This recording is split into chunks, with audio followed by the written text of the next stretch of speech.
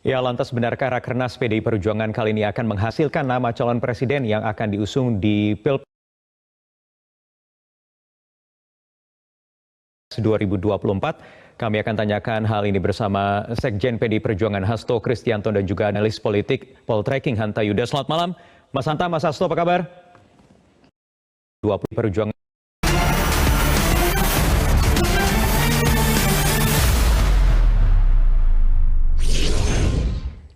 Ya, lantas benarkah Rakernas PDI Perjuangan kali ini akan menghasilkan nama calon presiden yang akan diusung di Pilpres 2024? Kami akan tanyakan hal ini bersama Sekjen PDI Perjuangan Hasto Kristianto dan juga analis politik Poltreking Hanta Yuda. Selamat malam, Mas Hanta, Mas Hasto, apa kabar?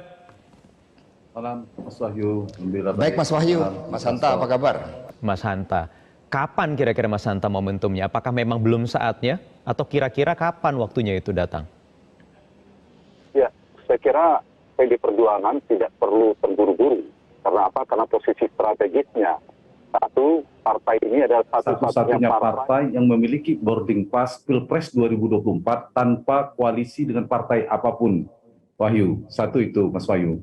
Yang kedua, dari sisi elektabilitas PDI Perjuangan relatif paling stabil karena berkisar di atas 20%. Itu yang membuat mesin partai juga bisa diandalkan, membuat menurut saya PDIP juga tidak mau terburu-buru. Kemudian ketiga, ini juga peluang sekaligus problem tantangan.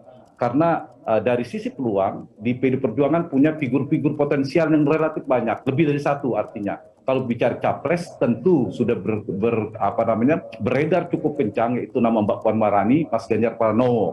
Juga ada kader-kader lain tentu, tapi dua inilah. Hal ini yang membuat saya kira PDI Perjuangan tidak bisa terburu-buru. Di satu sisi dengan posisi yang strategis, posisi partainya, membuat PDIP tidak terlalu terpengaruh, terlalu terdikte dengan dinamika koalisi yang sedang beredar saat ini. Itu kelebihannya. Sekaligus PDI Perjuangan, posisi strategisnya itu bisa menjadi penentu peta koalisi, Mas Wahyu. Menjadi 2K, menjadi 3 atau 4 poros pola politik. Dan ini bergantung tidak sekedar pola-polaran, tapi bisa menentukan kemenangan. Tetapi dari sisi nama ini, menurut saya, dugaan saya ya, mungkin tadi saya tidak begitu jelas mendengarkan suara Mas Sekjen, Pak Hasto, tetapi ini membuat PDI Perjuangan saya kira tidak akan terburu-buru. Tidak terburu-burunya karena posisinya tadi cukup aman secara kandidasi. Cukup aman tadi ya, dengan konsistensi tadi Mas. Yang lain, tapi di sisi yang lain juga ada figur dua yang membuat PDI Perjuangan cukup dilematis. Apakah akan mengusung Mbak Puan atau Ganjar Pranowo? Tapi Mas Hanta, apakah dengan konsistensi tadi, catatan apik tadi yang ditunjukkan oleh PDI Perjuangan selama ini yang kemudian membuat siapapun nama yang nanti akan dipilih oleh Ketua Umum ini akan tidak menimbulkan terlalu banyak reaksi, Mas? Walaupun dilematis kalau tadi menurut Mas Hanta. Ya, saya kira punya implikasi ya. Ini peluang tapi tantangan. Satu, saya kasih langsung saja ilustrasikan. Satu, opsinya kalau PDI Perjuangan misalnya mengusung Puan Maharani, Mbak Puan, maka Ganjar Pranowo berpotensi maju melalui jalur alternatif partai lain. Misalnya tiba-tiba muncul melalui Koalisi Indonesia Bersatu. Kecuali Mas Hasto dan PDI Perjuangan bisa menahan Mas Ganjar tidak maju. Itu aman. Tapi kalau ternyata Ganjar Pranowo juga maju, itu berpotensi memecah suara Pilpres Capresnya PDI Perjuangan.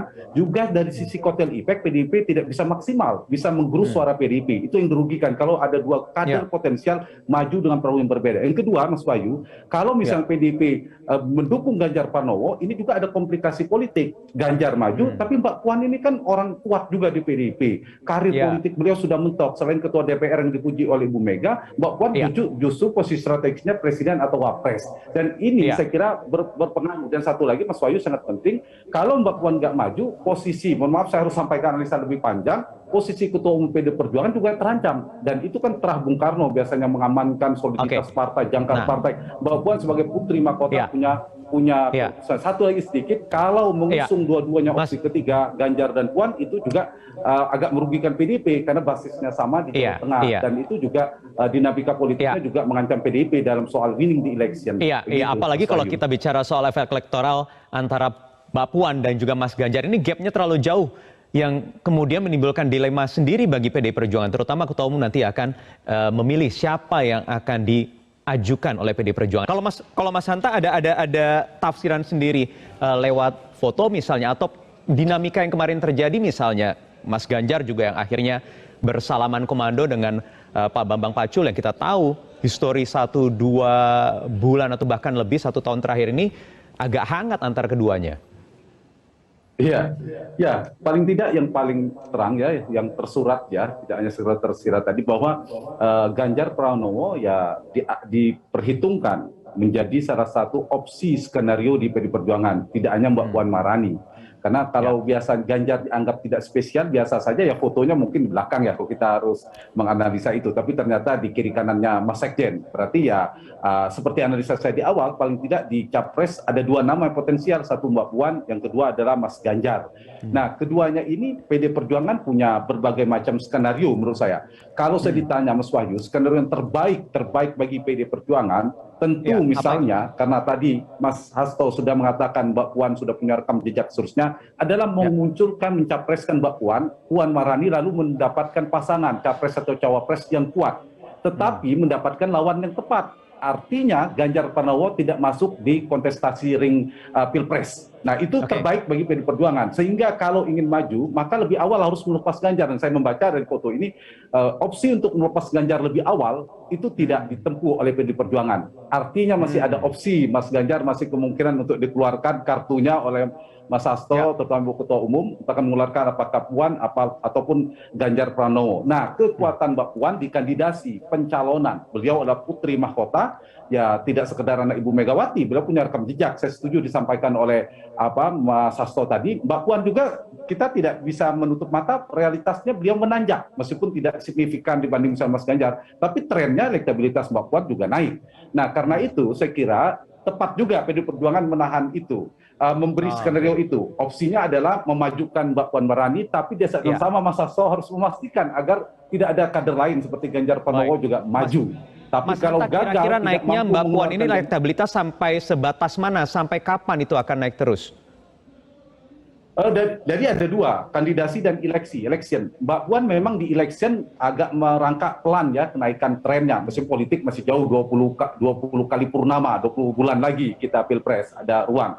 Nah, tapi kalau misalnya Ganjar Pranowo tidak masuk simulasi, PD Perjuangan kan akan bergeser. Ya, betul, tidak otomatis ke Puan Maharani, tapi potensi diambil ceruk itu oleh Mbak Puan juga besar, Mas Wahyu. Sehingga opsi skenarionya saya agak ekstrim ya, mohon maaf Mas Hasto. Kalau satu ingin memajukan Mbak Puan Maharani, maka PD Perjuangan harus lebih awal melepas Ganjar Pranowo. Kalau bisa berhasil menganggap Ganjar suatu saat tidak akan bisa maju di Pilpres.